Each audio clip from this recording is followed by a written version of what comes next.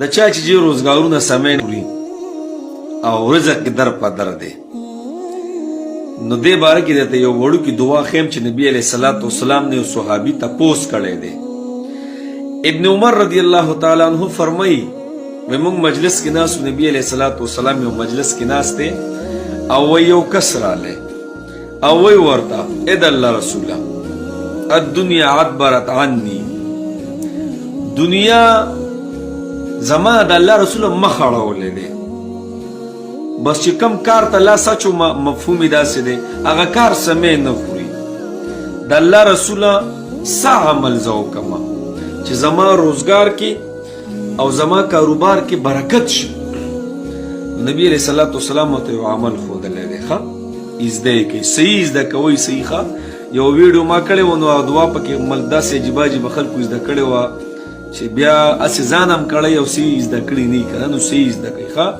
نبي علیه الصلاة والسلام ورته یو وړه شانې دعا وښوده. څه ویې ورته؟ ته ولې وایي د فرشتو د مونځ نه او د ټول مخلوق د ذکر نه غافله شوي، یا دې ولې پرېښی چې په هغې سره الله جل شانه ټول مخلوق له رزق ورکوي، ټول دنیا مخلوق له څومره چې دي هغې له رزق ورکوي، هغه د عمل دی ولې پرېښی، هغه دعا دی ولې پرېښی؟ مفهوم یې داسې دی. نبي علیه الصلاة والسلام ته صحابي رس کوي د الله رسوله دا خو راته وښایه که نه کومه دعا ده؟ نو ګورې وړه دعا ده ښه. څه ده؟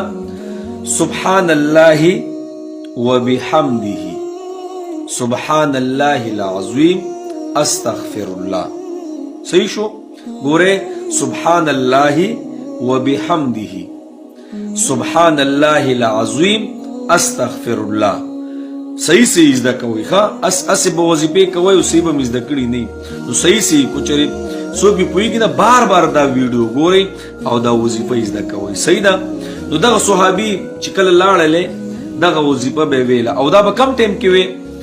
دا به سحر وختي نه، کله چې سحر داخل شي سحر وختي په دغه ټایم کې به دا وی او 100 پیرې 100 پیرې به وی 100 پیرې ښه روزانه دا عمل راټینګ کوو مونږه.